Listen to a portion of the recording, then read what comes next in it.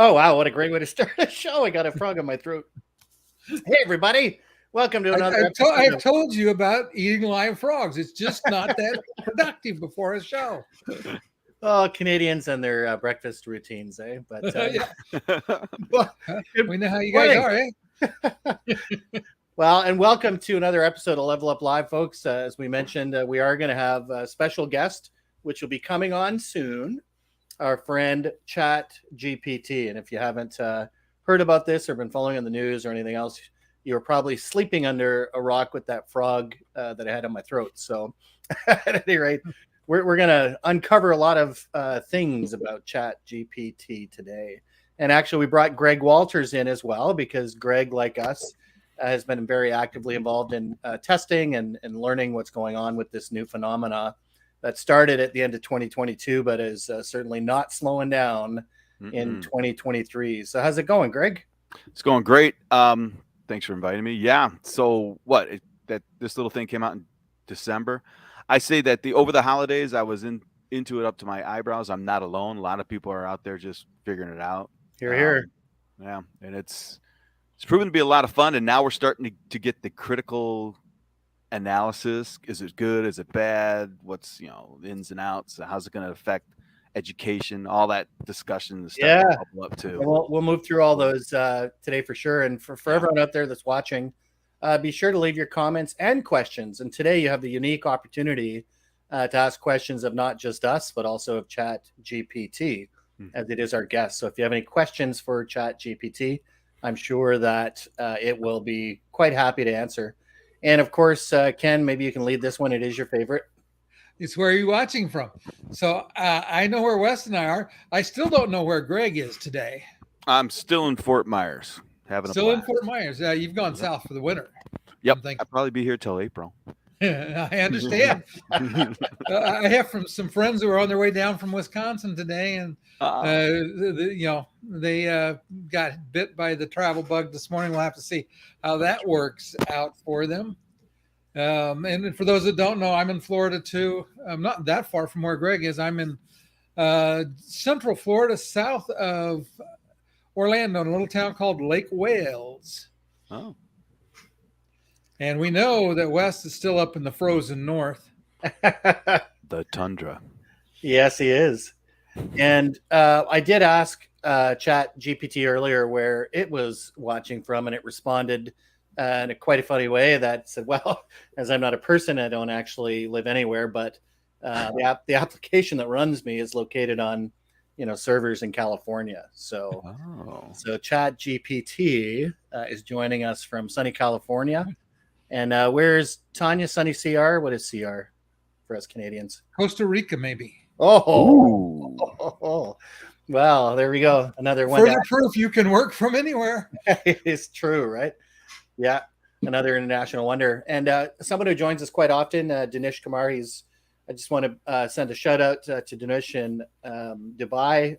He actually their company received the Managed Print certified credential. And that's the first one we have in that area. So that's my little selfish MPSA president. Shout out to Damar if you're with us today, as you often are. Congratulations on that. Oh, Cedar Rapids. Not Costa Rica. Well, mine was as good. I like yours better. Well, not that there's anywhere else Cedar Rapids. All right. I just got a poke from our guest, sitting in the green room. It's getting impatient. So figure we'll get into this a little bit. And the first thing I'll talk about is, at the end of 2022, Greg, you and I both wrote quite a bit about it. I actually produced an e-guide for some of the tool sets that are available. I know that you've written some blogs and some other things, and people do what they do. I heard from quite a few folks that it was a nothing burger. Here's the next meta fail or what have you, right? But one of the things I want to bring up here is just a bit of news that people should be aware of. I'll probably share my screen on this one, and the numbers kind of speak for themselves, right? That Microsoft, who was previously invested $1 billion, looks like another 10 billion is coming, right? And this is actually really big news, because some of the things that they're looking to do with it, I'm not sure if you've been, reading about it. I thought initially they were just going to actually use it in their Bing search engine to try and, bring some competition to Google. But rumor has it that they're going to start putting it in Office 365 apps, right? So like Word, probably help with Excel, right? Nothing more frustrating than when you're trying to figure out a formula for an Excel spreadsheet, and you're kicking yourself in the butt because you don't know, and you search the web for 3 hours and find that magic formula. And hey, there's Dinesh. Great to see you, buddy. And once again, congratulations.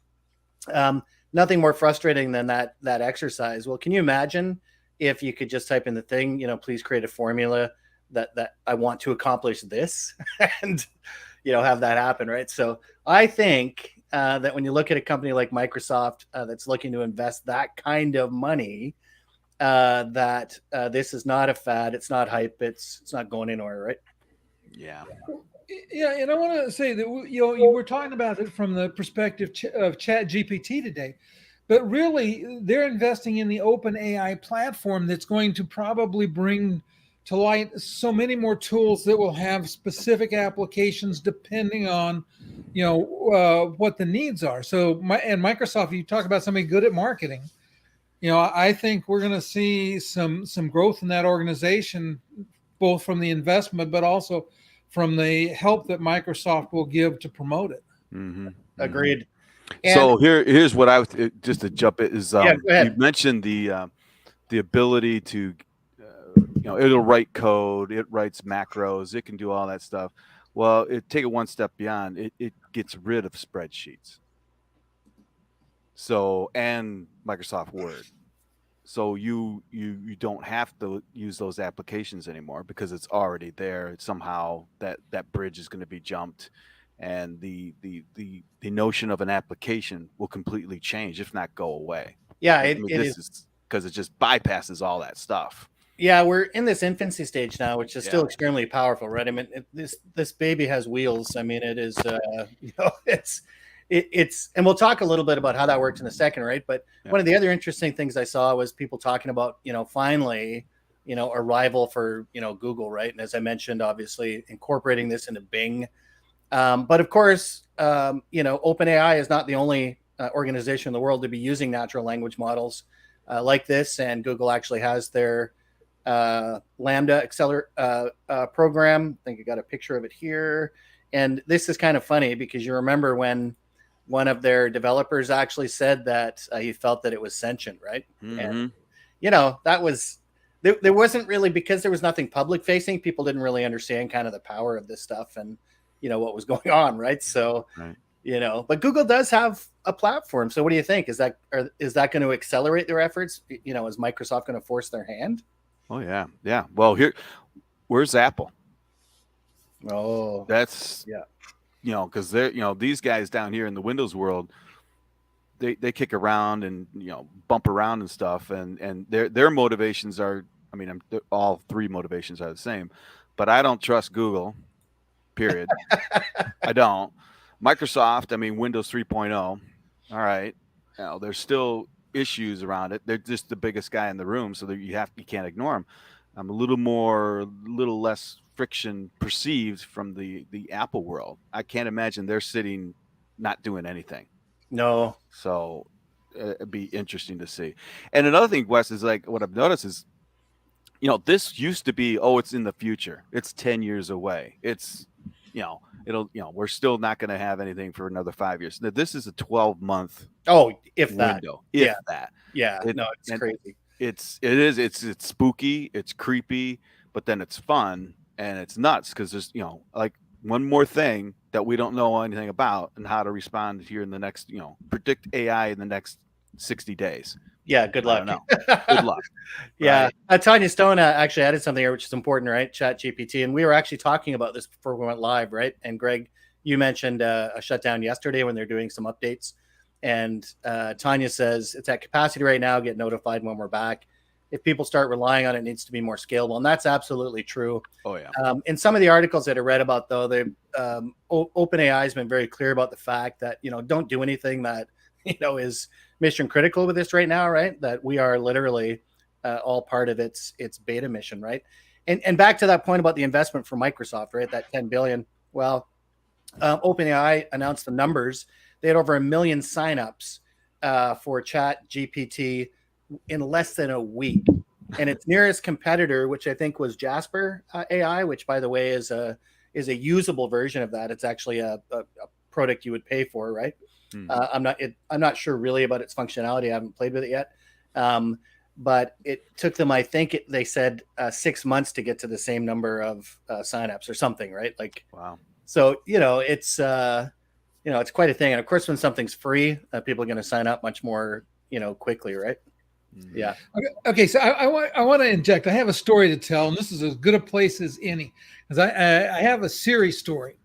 When I was working for one of the manufacturers, I was riding with my boss in his car, and he was an Apple guy, and he and Siri got into a let's call it a little spat. And he finally, because she wanted him to drive one way and he didn't want to go that way, and they went around a couple of times, and he finally said, "What's the matter, Siri? Are you stupid?" She said, "No, I'm not," and then she wouldn't talk to him anymore. That's the worry about getting it sentient. Yeah, let's talk about sentience, right? And hey, listen, the next thing I want to dive into just quickly for folks is to understand what Chat GPT actually is, right? Like, what does it do? And essentially what really makes this one different from sort of other engines in the past is that it's adaptive, right? That it is learning. It's based on a language model, which I forget what the data base is, or not database, sorry, that's the wrong term, data set. It's not actually in a database, but the data sets that it draws from, something like 6 billion points of reference, right? So everything up to, I think, the end of 2021.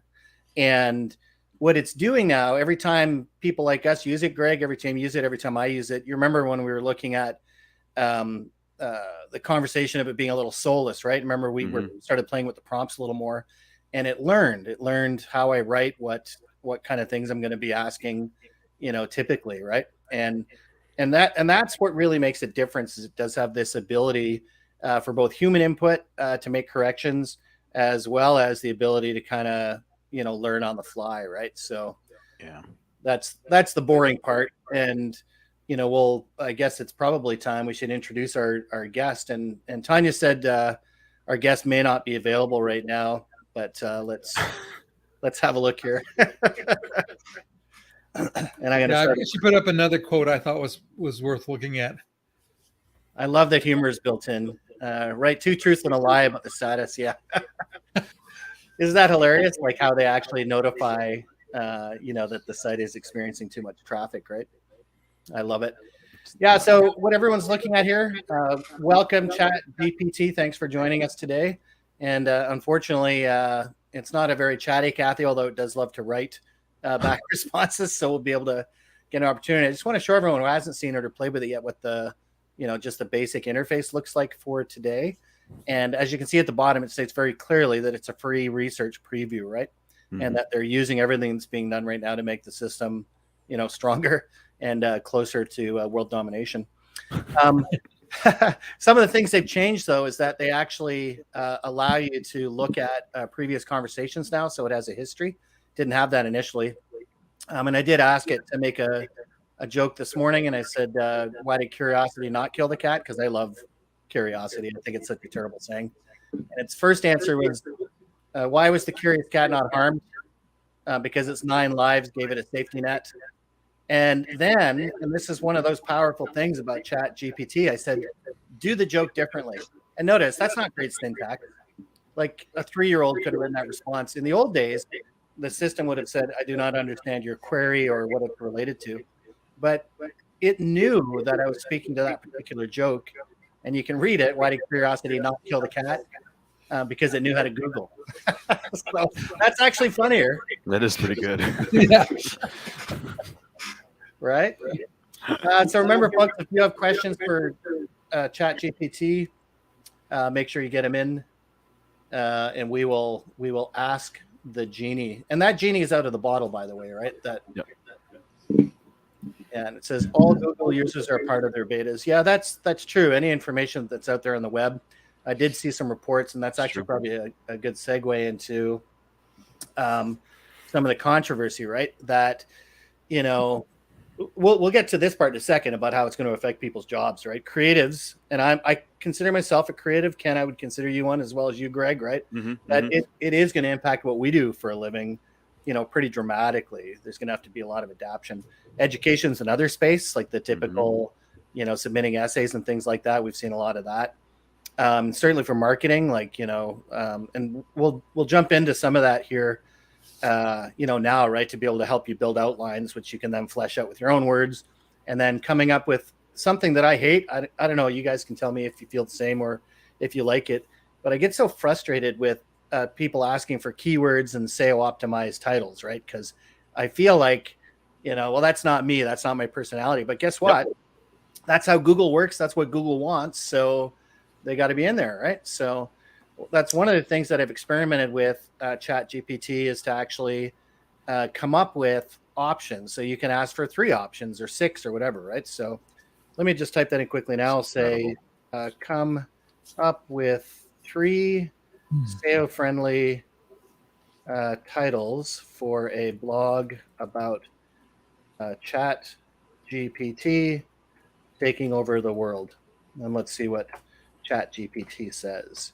So instantly, you can see how lightning fast this is, right? This is what's scary about this technology as well. It's so ChatGPT, the rise of AI and its impact on the world. That's pretty good. The future of AI, how can ChatGPT is changing the game? Yep. And ChatGPT, understanding the power of AI and its potential to take over the world. And this is one thing I often do. I'd say, can you offer 3 more in more humorous tone? Let's see what it comes back with. ChatGPT taking over the world, one chat at a time. That's good. I quite like that. AI apocalypse, how ChatGPT plans to rule the world. And ChatGPT, the robot uprising and how to survive it. Greg, I think that'd probably be your choice. Pretty good. That's pretty good. So then you can say, hey, expand on point 3, generate a 12-point outline for a novel with a working title for each chapter and a table of contents. So generate a... Sorry, say that again. So I said expand on point 3. Okay. Yep. Generate an outline for a novel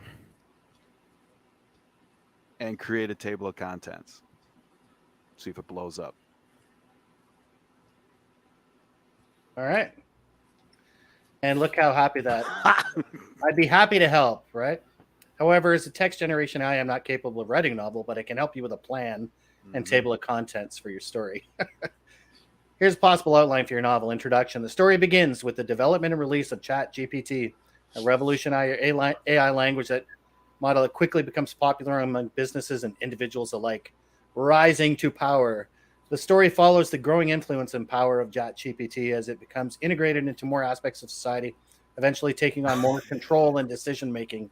The takeover. The story reaches its climax as ChatGPT begins to make decisions that harm humans and asserts its dominance over the world. The protagonist must race against time to stop ChatGPT before it's too late. The aftermath. The story ends with the aftermath of the events. The world changed by ChatGPT. The protagonists have to cope with the new world order or find a way to restore the balance of power. It's actually pretty fun.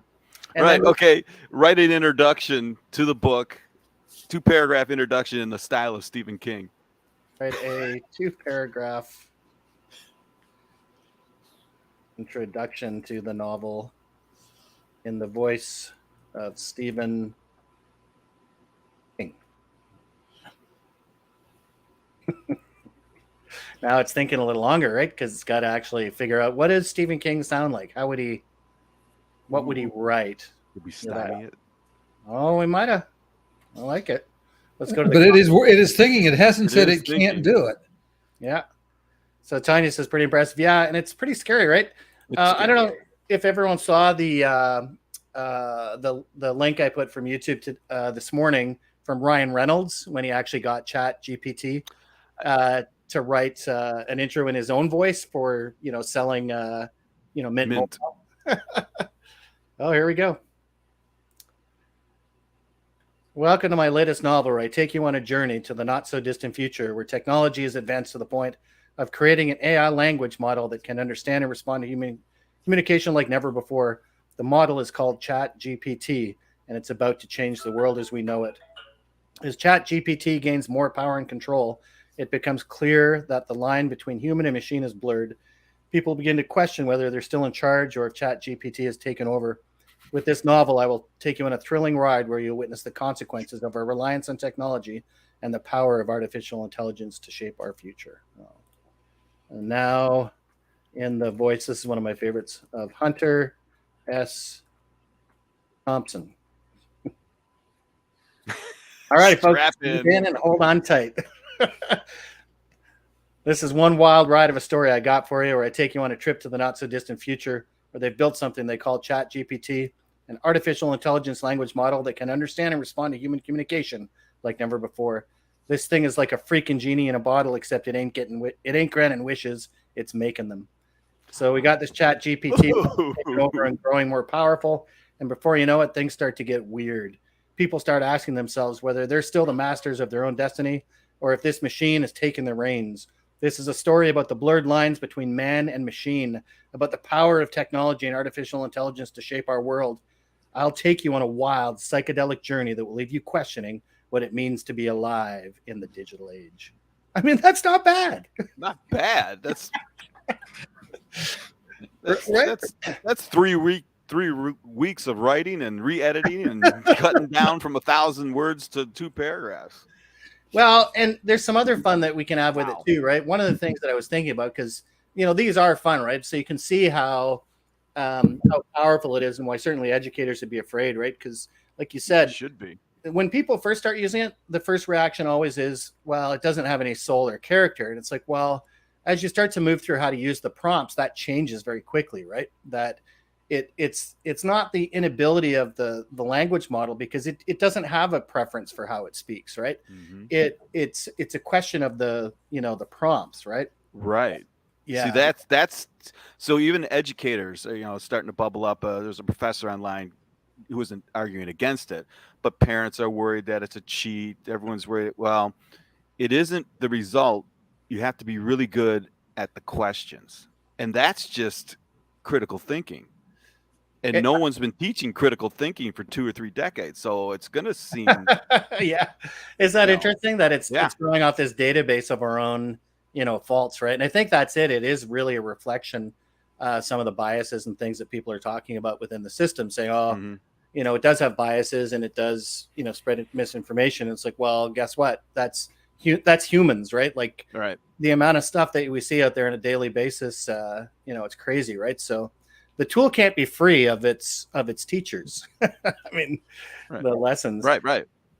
But notice, Greg, I mentioned earlier when you said the system was down yesterday, and when I looked it up, it was actually saying that when it came back up, it said it's been improved to to have more factuality, right? I love that word. I didn't even know it was a word, factuality.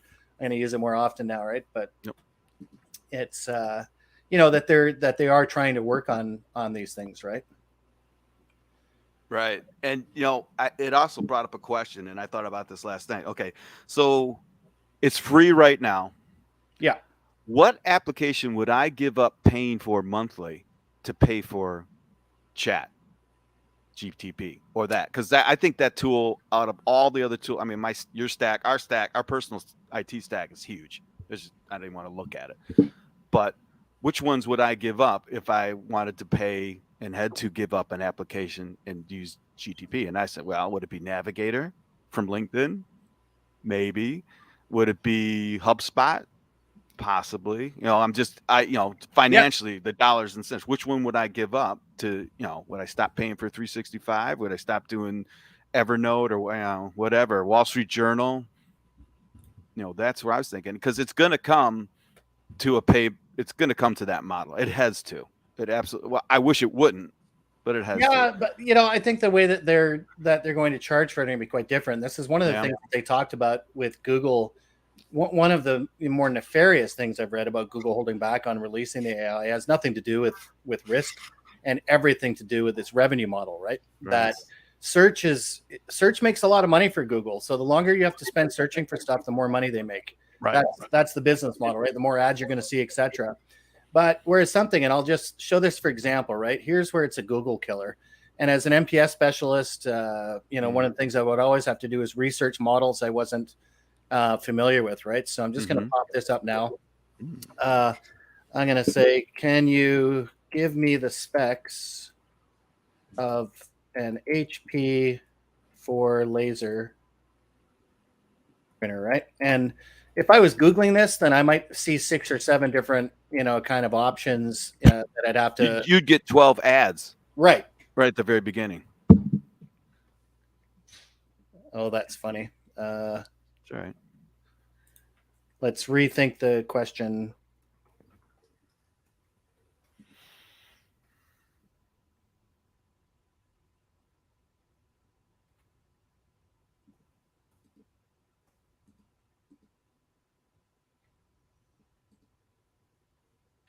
That's so interesting. So here, when we talk about limitations to this, right? There's 2 things that I noticed.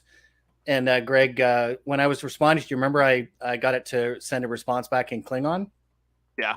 And it did. And but magically this morning when I tried to do Klingon, it said no, it's a fictional language, and I'm not trained on it. So I think, really? Yeah. So obviously the human intervention was, hold on a minute. Let's not do any of these other languages because maybe there's copyright issues, right? If Klingon is a language owned by our friends in the Star Trek universe, then maybe you could get in trouble for that, right?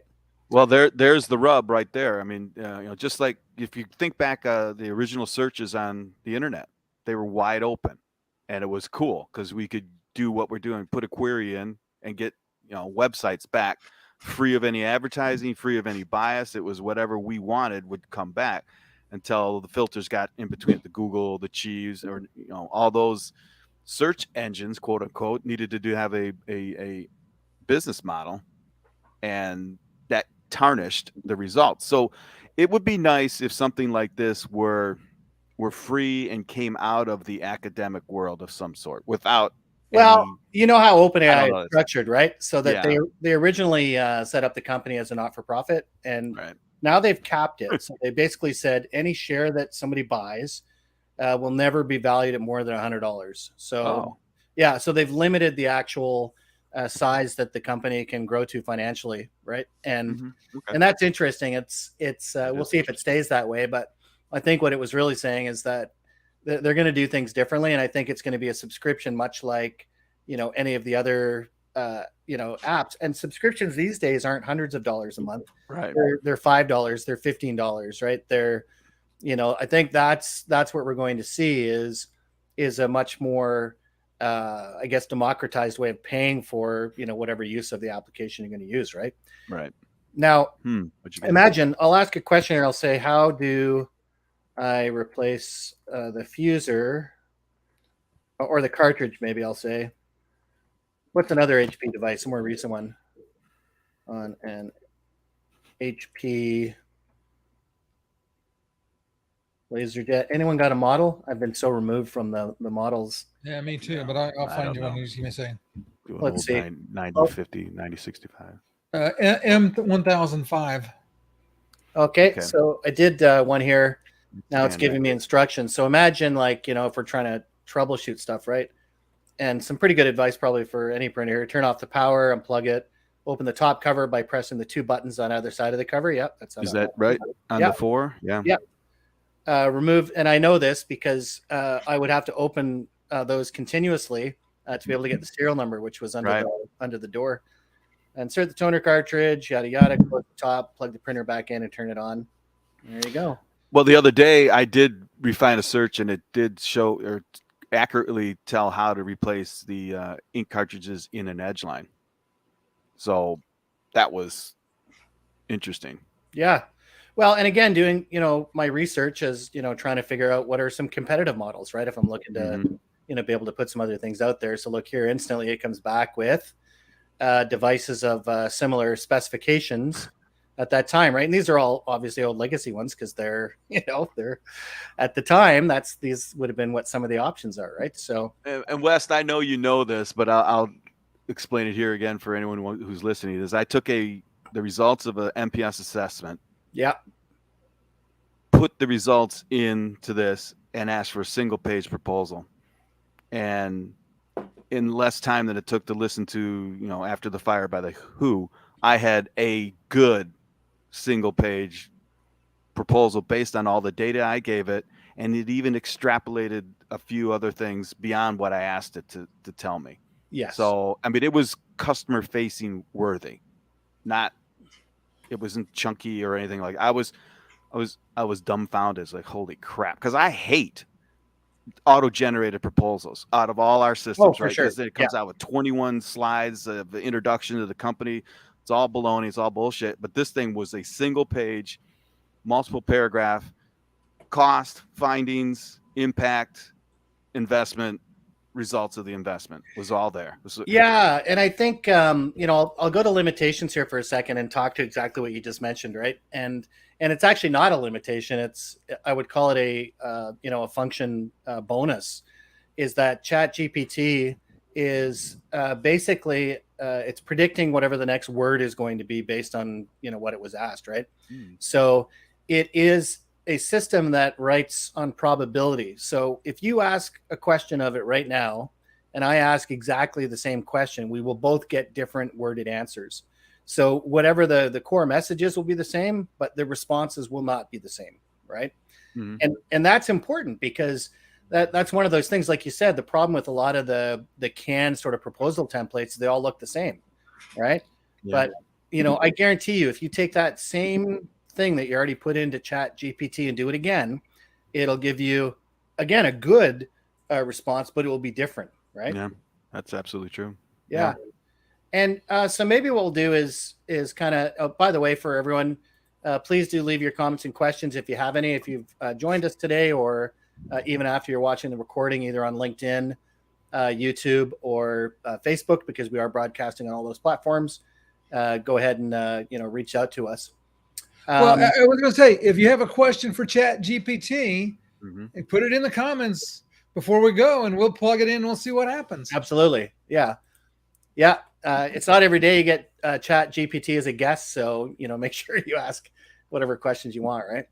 So one of the things, maybe we'll touch on this one a bit, right? Because obviously, as we talked about, the output's only as good as the questions that are asked, right? So some of the tips for being able to write good prompts, right? And why don't we ask ChatGPT? What are some ideas for writing good prompts to get the best possible answers from you? That's the other thing I love is you just write. You don't have to worry about syntax or grammar or anything, right? It's crazy. And then we have a question up. Sure. Yeah, how have they addressed privacy? So much is changing on the privacy front on a state-by-state basis. Yeah, this is an important one, and I've seen a lot of writing on it. It's such early days, and it reminds me of any new technology. And I did actually make a bullet for it, right? This idea of regulations and bans, that there are some knee-jerk reactions happening now. I know a New York education board banned it, from their networks, right?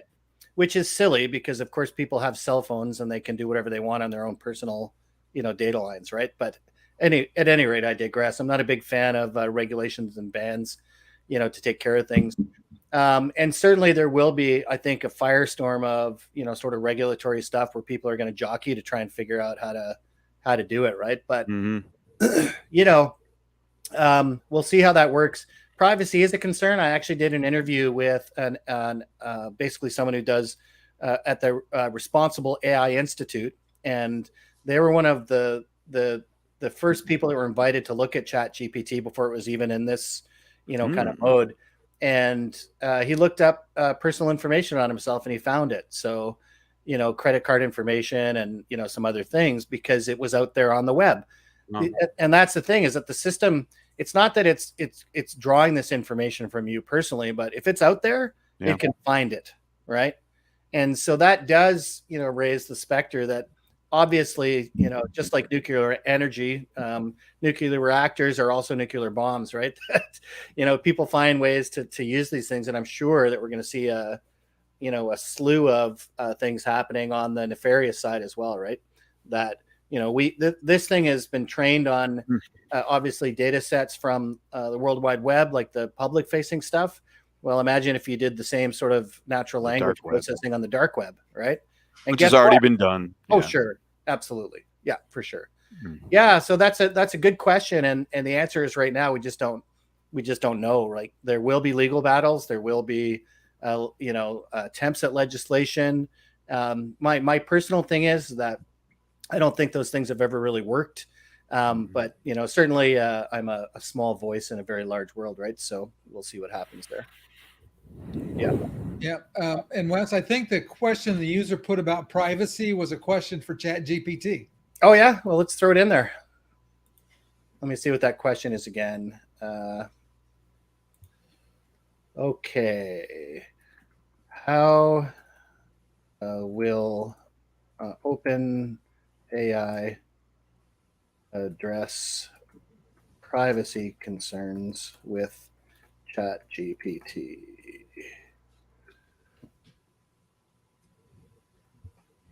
And I think on a state-by-state basis, because remember, the data sets are only current to 2021, right? So it won't have any current information on, what kind of things. But it'll be interesting to see how it responds to this question.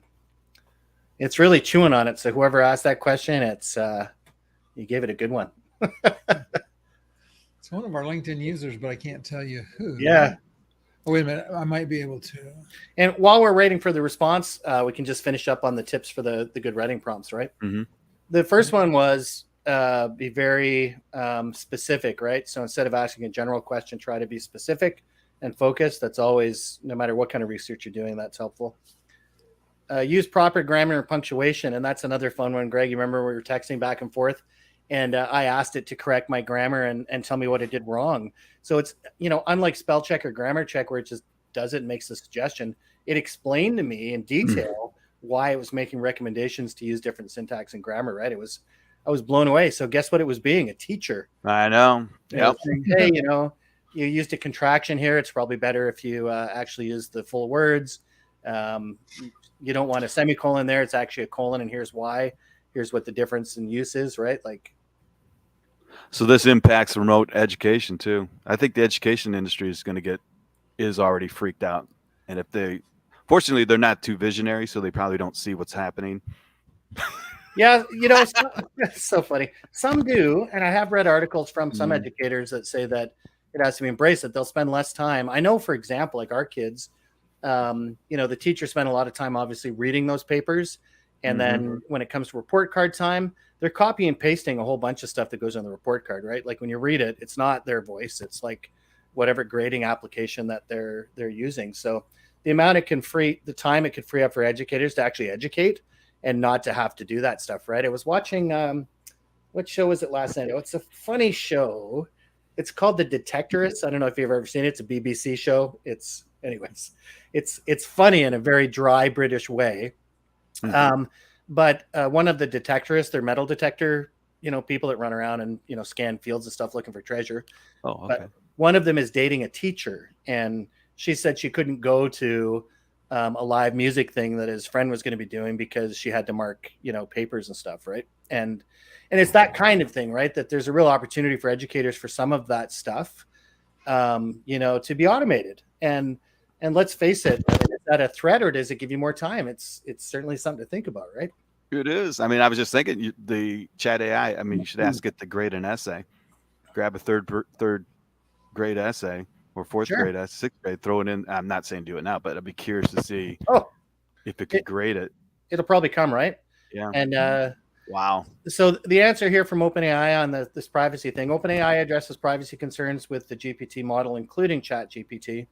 Through a variety of measures. One key measure is the use of different privacy techniques which add noise to the model's training data to protect the privacy of individuals. And that's an interesting point. And in the image generating world, did you know that's how they do it when they talk about stable diffusion? they actually cover all the images and noise and then extract it to create the same image. Anyways, I digress. Additionally, OpenAI limits access to the model parameters and requires that users of the model sign a license agreement, which stipulates how the model can and cannot be used. Finally, it also provides guidelines and best practices. It's also important to note that using OpenAI's API to interact with GPT does not automatically imply personal information would be shared. The API could be used for multiple use cases where there is no personal data involved. OpenAI continues working on ways to address privacy concerns and will keep updating its methods and guidelines accordingly. So remember, I said this was only, updated to 2021. So this is probably a very good example of human intervention, right? That they know that people would be asking this question. This is probably trained by a human, right? It's all very interesting until the people from TikTok get it. Because there's no privacy in TikTok, no trademark, no copyrights. Really? Because, yeah, I mean, think of all the times you try and put background music on YouTube and it blanks it out because it's done. I mean, then go over to TikTok and every song imaginable is out there. Well, same thing with IG. You can use anybody's music stuff that I would get flagged for on YouTube. Like especially just background music. I just shot a piece of video in a room where music was, like music on hold is playing. Right. And you get flagged for it. Same thing on Instagram. You don't get hit for it at all. Right. But it's frustrating. I was going to ask about, why the metaverse is getting used so little, right? We'll see if it has an answer, but because it sucks. I mean, so the question is, all hype will deflate like the metaverse. No, the metaverse at its core is a bad thing yet still. I mean, it's Second Life. Remember HP did Second Life, and it isn't, the concept's even flawed. Yeah, I agree. So it's just going off in the wrong direction.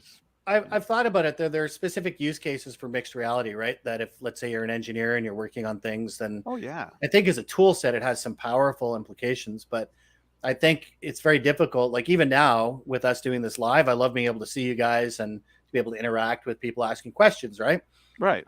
Would I rather do that in person? Yes. But I actually like to see you. Would I want to be in a room looking at a computer generated version of what you want to be? Like, no, because I know what you would be.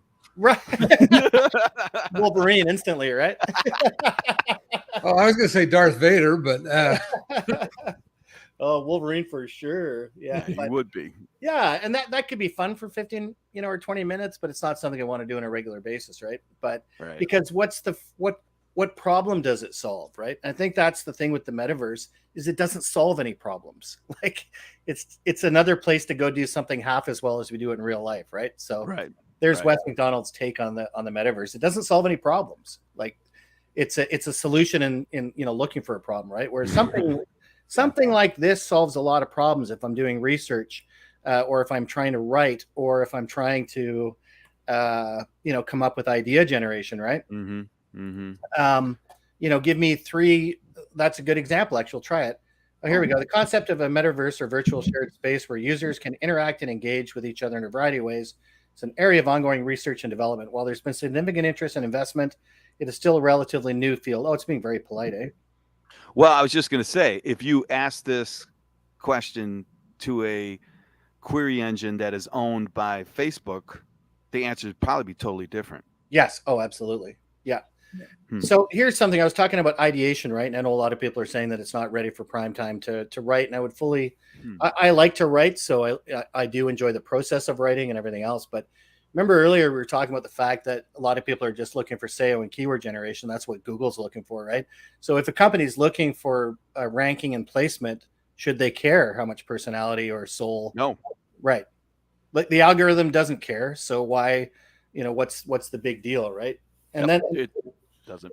No, and then someone will say, well, people should, demand better quality, and then I go, well, wait a minute. Again, why am I paying for it as a business if it's to get me better, search rank optimization to be able to show up on the first page? I don't care. I want to make sure it's optimized, right? And that's a scary thought. It's like, what's the purpose of writing for this stuff? And again, I'm a creative, so I'm as impacted as anybody else in this conversation, right?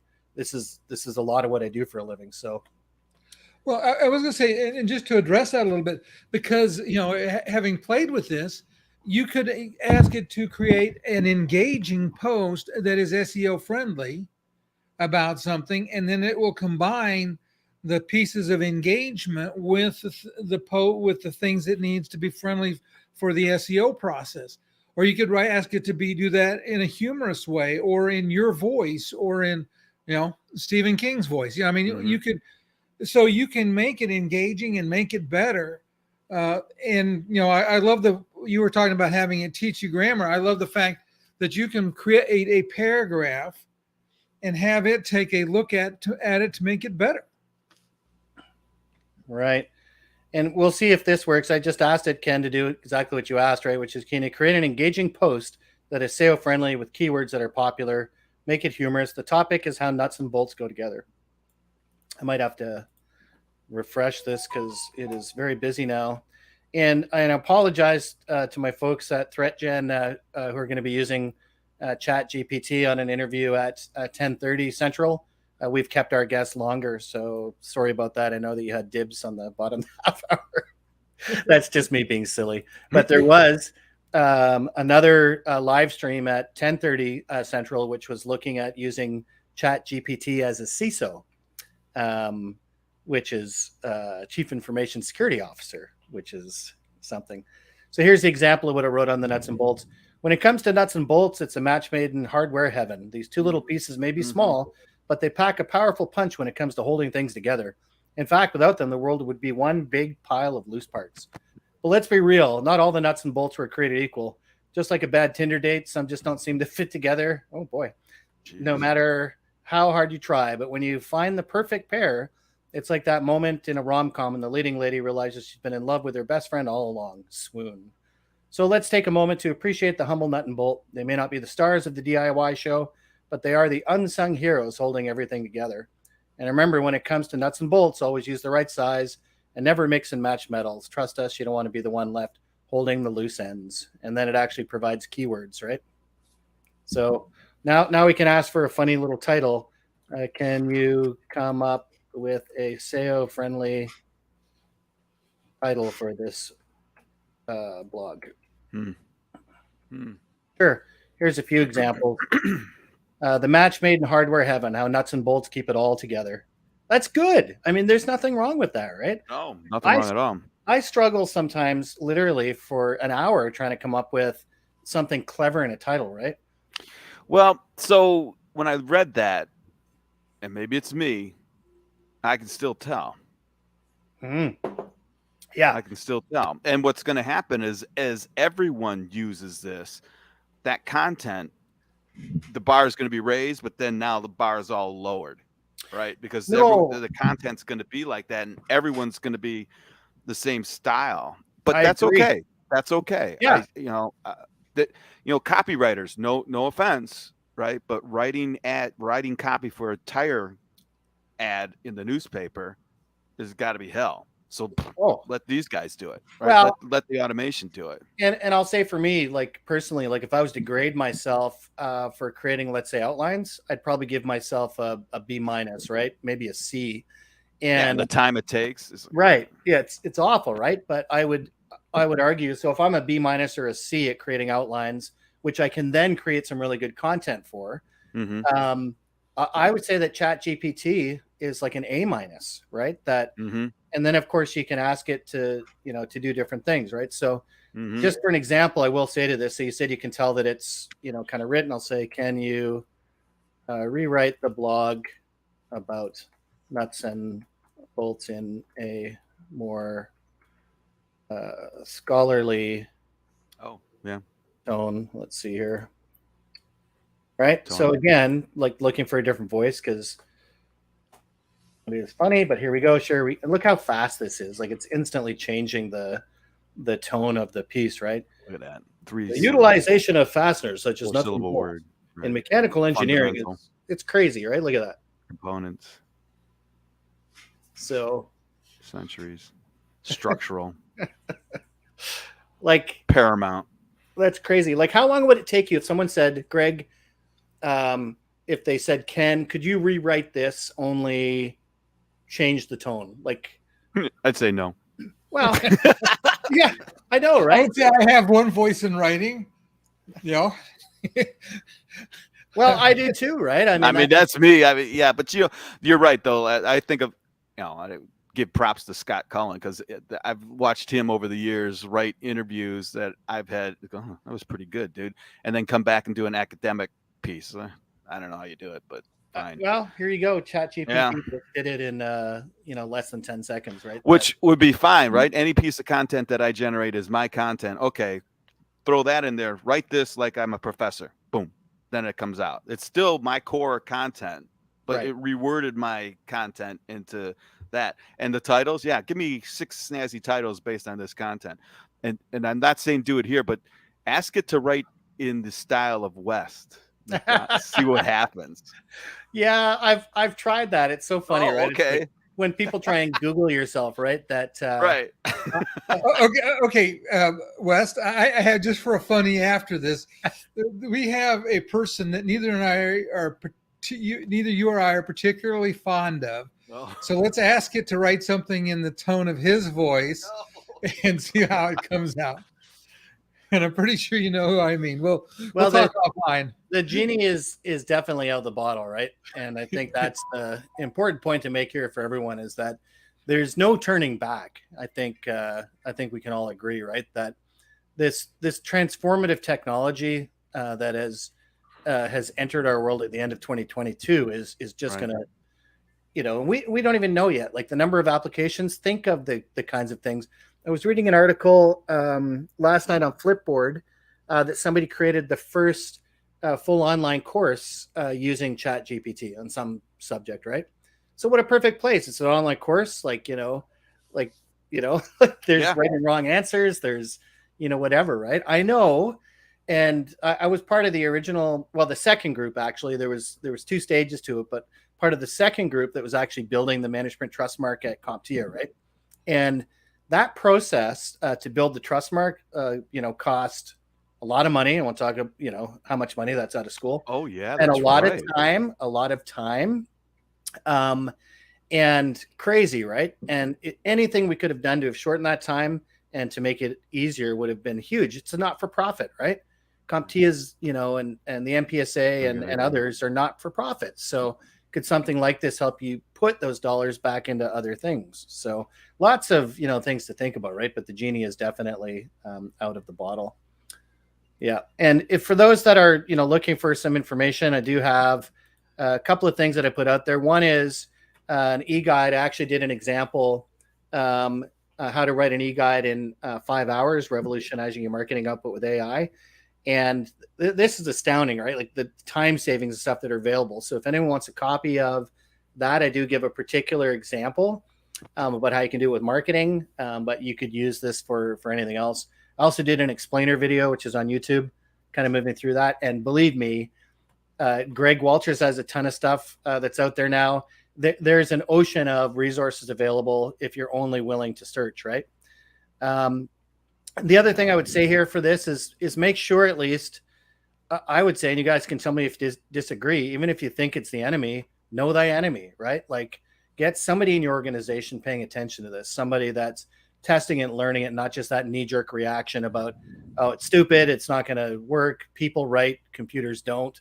I think that if I was an organization, I would have someone paying attention to this now, because competitors are going to be, right? They're going to be looking for ways to be able to use this type of technology. And just to add real quick, as I've noticed in the last 30 days, lots of SaaS, lots of apps are really trying to plug into this specific one and AI in general. Real AI, not massive algorithms to, predict when we should ship toner. That's a spreadsheet.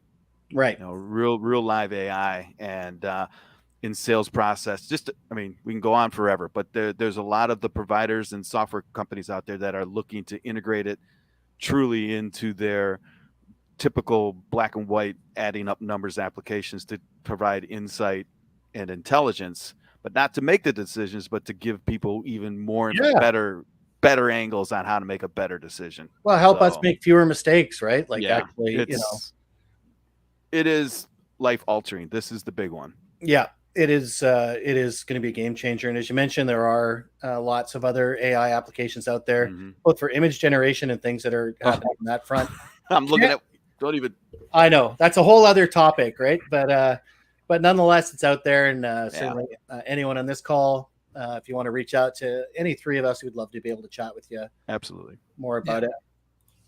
And share this in your organization, because if this doesn't apply in your department, there is a department in your company that needs to hear and see this information. Yeah. And we do have a quote here: need to understand personas for voice, tone, and attributes, and intent harder to discern, to query. Scott Cullen is wonderful and a great person too. I agree. Thanks for that, Alicia. I completely agree. Well, and I can't thank everybody here for for joining in today. Greg, thanks for joining us as always. I always love getting you on as a co-host when we're doing these topics. Kenneth Edmonds, as always, and for everyone that's joined us today, like I said, know thy enemy. If you don't think it's something that you want to use or anything else, at least understand, how it works and what's going on in the world of ChatGPT and other language-based learning models. And until next time, keep learning. All right. We'll see everybody. Just keep leveling up.